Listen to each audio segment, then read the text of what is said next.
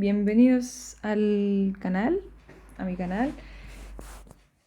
El video de hoy vamos a hablar sobre las definiciones iniciales para geometría diferencial. Este es un curso que estoy estudiando, en el cual tengo una evaluación, así que esta es mi manera de estudiar. Primero, para iniciar necesitamos tener un recuerdo sobre algunos conceptos. El primer concepto es sobre el producto interno. En particular en este curso vamos a usar el producto interno en R3. Este está definido de la siguiente forma, siendo U un vector en R3, U1, U2, U3, y lo mismo para V, V1, V2, V3. El producto interno va a ser la multiplicación coordenada a coordenada, es decir, U1 con V1 más U2, V2 más U3, V3. Vamos a ocupar la norma. La norma, recordamos que está definida con el producto interno, es la raíz de el producto de U consigo mismo. Esto es lo mismo que cada componente al cuadrado, la suma de las componentes al cuadrado con la raíz cuadrada. Bien, entonces estas son las primeras dos. También recordar cuando tenemos un ángulo θ que está entre 0 y pi. Este ángulo es el ángulo definido entre el vector u y el vector v, es decir, desde el origen. Si tenemos R y R en R2, entonces este sube y vamos a decir que θ es este ángulo. Bien. También podemos decir que el producto entre u y v va a ser la norma de u por la norma de v por el coseno de θ, por el coseno del ángulo. Siguiente recuerdo, si u y v son distintos de 0 al 0 vector, es decir, al vector 0, 0, 0, tenemos que si el producto interno entre u y v es 0, esto pasa así solo si u y v son ortogonales. También el producto interno es simétrico, es decir, u con v es lo mismo que v con u, es lineal con cada una de sus coordenadas, es decir, que lambda del producto interno entre u y v es lo mismo que lambda de u con v o u con lambda de v, siempre que lambda es un número real en este caso. Además, también es con la suma, tenemos que u con v más w, siendo ambos, o sea, los tres vectores en R3, va a ser uv más uw. Siguiente, si u y v son curvas diferenciables que van de un intervalo a R3, es decir, curvas diferenciables, donde I es un intervalo abierto en R, se tiene que la aplicación que a cada t le asigna u de t, v de t, es diferenciable. Y su derivada está dado de la siguiente forma. La derivada de u del producto interno entre u y v con respecto a t va a ser la derivada de u con el producto interno de v más la derivada de v con u. Esto es la misma regla que tenemos trabajando solo en R sin producto interno, cuando tenemos la multiplicación de dos funciones diferenciales. Ahora pasamos al producto vectorial. El producto vectorial En este caso vamos a decir cuando A cruz B, o también U cruz B, en donde U y V están en R3. También se denota U cuña V en algunos libros, pero en este caso vamos a usar esta forma. Bien, vamos a recordar que el producto de U cruz V es lo mismo que menos V cruz U, es decir, es anticonmutativo. Y una definición, vamos a decir que el determinante de U, V y W es el producto interno de U cruz V con W. Ahora, si también recordamos que para calcular U cruz V es el determinante, lo vamos a escribir así, determinante de IJK, es decir, las coordenadas, primera coordenada, segunda coordenada, tercera coordenada, U1, U2, U3 con V1, V2, V3. Así. Pero cuando hablamos sobre el determinante de tres términos, también a este se le llama el producto triple o triple producto escalar. Bien, siguiente propiedad para recordar. Si tenemos que A y B son números reales, tenemos que AU más BW, producto cruz con V, va a ser igual a con U cruz V más W cruz V.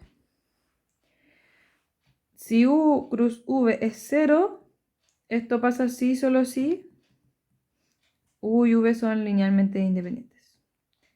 Es decir, van en la misma dirección. Aquí recordamos en el plano X y Z. X, y Z.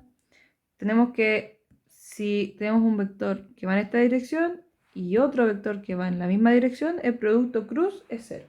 Es decir, que no se mueve. Bien, ahora que tenemos estos recuerdos, vamos a empezar con las definiciones. Una curva parametrizada. Entonces, ¿qué es una curva parametrizada?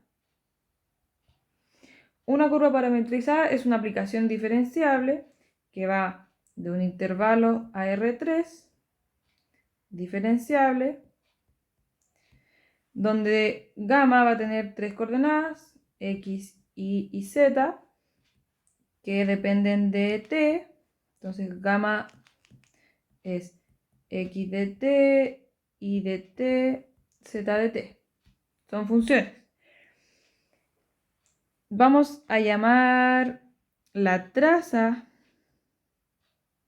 de gamma como al conjunto gamma de Y, es decir, las imágenes de todo el intervalo Y. Este va a estar contenido en R, porque recordemos que el intervalo Y es un intervalo abierto en R. Algunos ejemplos son la curva gamma de t definida por A coseno de t, A seno de t y bt.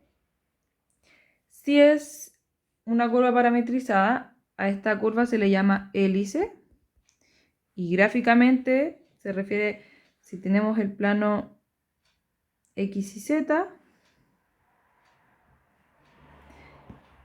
es de esta forma. Es decir, es una curva que pasa por alrededor de un cilindro. Esto debiera ser todo, porque no vayamos a confundir que vaya a ser una curva que se va haciendo más pequeña, son distintas. En este caso, esta hélice es lo que está con rojo. Donde tenemos X, Y y Z. Otro ejemplo va a ser gamma definido de R a R2, donde gamma de t va a ser T3 con T cuadrado. Es diferenciable y sus funciones dependen de t, por lo que podemos derivar. Veamos que gamma de t de R en R2 definida como t y valor absoluto de t no es diferenciable, por lo que en este caso, en realidad, en este caso no es una curva parametrizada.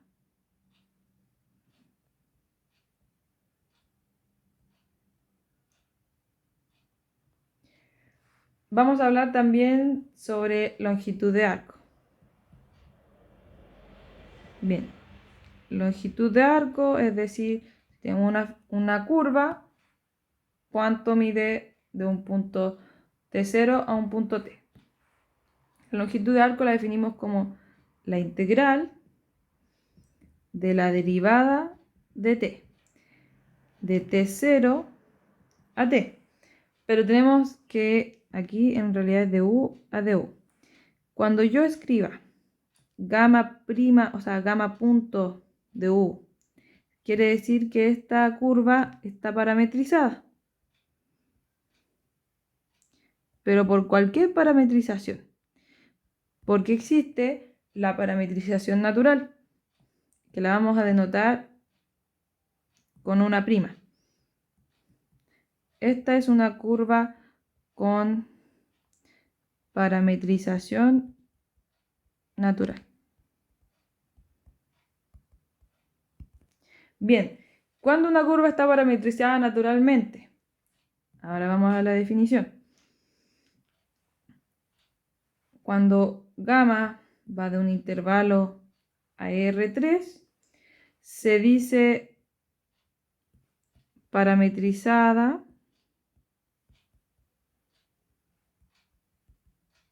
naturalmente cuando la norma de la derivada de S es igual a 1. Aquí, ¿por qué apareció S? Porque nosotros vamos a llamar S a la longitud de arco. Ahora, ¿cómo calculamos gamma prima de S? Gamma de prima, porque es la curva parametrizada naturalmente. ¿Cómo hacemos esto? Cuando tengamos una curva parametrizada con cualquier parametrización, podemos transformarla, o sea, podemos hacer aparecer una curva cuya derivada sea 1. ¿Cómo lo hacemos? Vamos a definir gamma de S como la composición de gamma con L1. Aquí habíamos dicho que S es L de T, pero no quiere decir que aquí hay una composición, o sea, técnicamente sí, si yo compongo esto, me va a dar la identidad, pero no es eso a lo que nos referimos, sino que S vamos a cambiar nuestro parámetro T, que es cuando ocupamos aquí, cuando ocupamos una parametrización cualquiera, vamos a poner S cuando se trate de una parametrización natural. Bien, entonces, si yo hago esta composición, siempre va a tener norma 1. ¿Por qué? Porque gamma prima de S va a ser la norma de gamma con L1 de S. Esta va a ser la derivada de gamma compuesta con L1, o sea, con la inversa de la longitud de arco, por regla de la cadena, la derivada de la inversa de L. De esta forma. Esto es igual a que la norma, podemos separar la multiplicación, gamma de L1 de S por la norma del ds de L1 de S. Este es el primer paso. Por la derivada de la función inversa, por el teorema de la derivada de función inversa, tenemos que esto se mantiene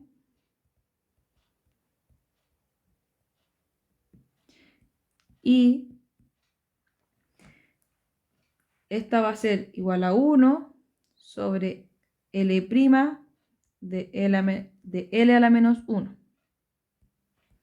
en norma. Ahora, ¿qué es L'? ¿Cómo sabemos o cómo conseguimos L'? Por el teorema fundamental del cálculo,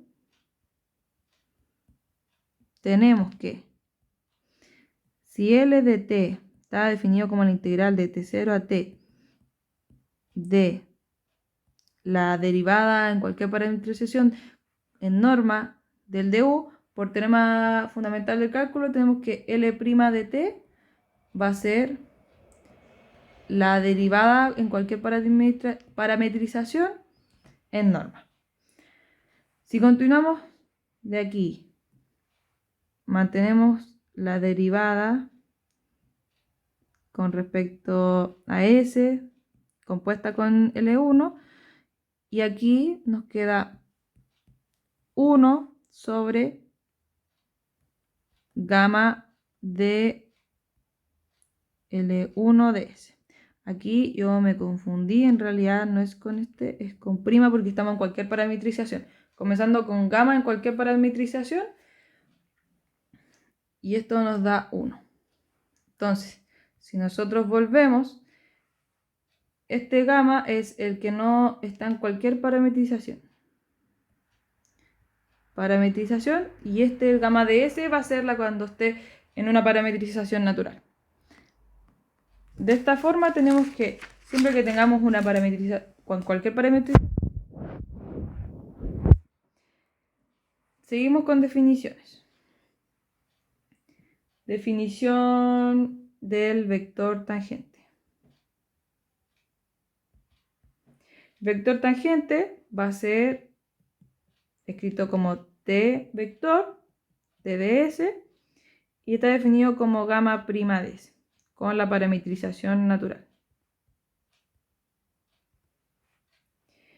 Tenemos la definición de curvatura. ¿A qué se refiere con curvatura?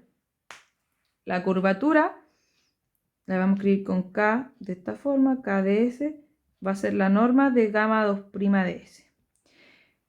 ¿Qué mide esto? Nosotros sabemos que la derivada de gamma va a ser el vector tangente, eso lo sabemos del cálculo. Entonces la segunda derivada de gamma va a ser cuánto cambia la pendiente de la curva, la pendiente de gamma. Es decir, vector tangente es este, luego este, así. Entonces mide el cambio del vector tangente en norma. ¿Por qué en norma? Porque este va a ser un escalar. Entonces la curvatura va a medir qué tan curva es la curva, aunque sea redundante, o qué tan no recta es. Cuando la curvatura es 0, si K de S es 0, significa que tenemos una recta. Seguimos con definiciones. La definición del vector normal. El vector normal va a ser en una curva el vector dado en un punto hacia dentro de la curva. En este punto va a ser así. De esta forma. Estos son los vectores normales en estos puntos. Entonces, su definición va a ser n como la curvatura multiplicada por gamma 2'. También esto es lo mismo que gamma 2' sobre la norma de gamma 2' por la definición de curvatura. Ojo, recordad que esto es curvatura en una parametrización natural. Continuamos con el vector binormal. El vector binormal, definido por B, va a ser el producto cruz de T con N. Entonces aquí generamos un espacio donde tenemos T, N y B. Yo, en este caso, consideramos al tiro que es o sea, que son ortogonales. Sí, y son ortogonales. ¿Por qué? Primero, notemos que T y N son ortogonales por definición, porque T es gamma prima y N es gamma 2 prima por la curvatura. Entonces, la derivada de la derivada ya hace que sea ortogonal. Yo ya le estoy sacando la pendiente a la pendiente. Es lo mismo cuando nosotros hablamos que la derivada de una curva es el vector tangente, entonces la segunda derivada con respecto a la primera derivada es el vector tangente de la primera derivada, por lo que n y t son ortogonales. Ahora, ¿por qué n y b son ortogonales? Porque n y t va a generar un plano, entonces la multiplicación con el producto cruz va a generar el espacio. De esta forma, tenemos una expresión en R3. Además, por definición, tenemos que el vector, o sea, la norma del vector tangente es 1, porque esto es gamma prima de S. Para que sea parametrizada naturalmente, se necesita esto. Luego,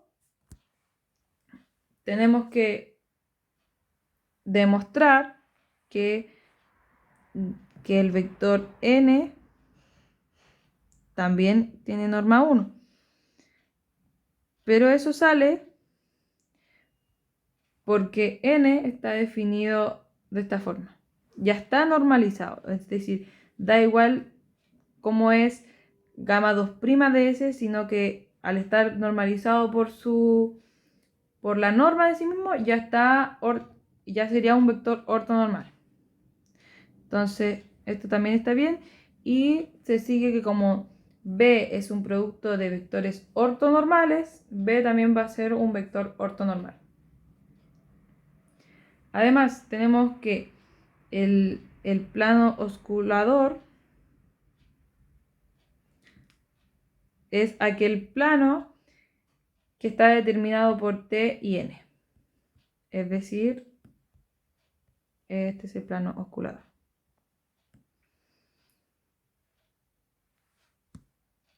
Continuamos ahora. Vamos a observar qué es B' de S. ¿Cuál es la norma? ¿Qué es lo que mide? B' mide la rapidez con la que la curva se aparta del plano osculante. Se aparta del plano osculante. Entonces, tenemos que B es este de aquí. Entonces, B' va a medir cuánto se aleja la curva con respecto al plano. Es decir, cuánto se aparta, cuánto se mueve y van a aparecer distintos planos. De otra forma, es que aquí tenemos un plano, después se va a ir torciendo el plano. De esta forma. Entonces eso es lo que mide B'. Por otro lado, por definición del vector binormal, derivamos con respecto a S. Esto es la derivada de T producto con N más T producto con N'. Sabemos que T' es técnicamente gamma 2' de S y N está definido como gamma 2' de S por la curvatura, por la norma de gamma 2'. Por lo que tenemos gamma 2' por gamma 2', por lo que esto es 0. Y nos queda solo T con N'. ¿Qué significa esto? Nosotros sabemos que B es normal a T y además B' es normal a B. B' es normal a B porque la derivada es la tangente de B. Y habíamos dicho que también era ortogonal a T. Entonces, tenemos que B' va a ser paralelo a N. Es decir, B' va a ser un valor por N de S. Va a ser paralelo. Entonces, este valor puede ser positivo o puede ser negativo. Entonces, aparece la definición de torsión. Torsión se puede definir como menos el producto interno entre la derivada de B con el vector normal. La torsión mide cuánto se levanta la curva del plano o cuánto baja.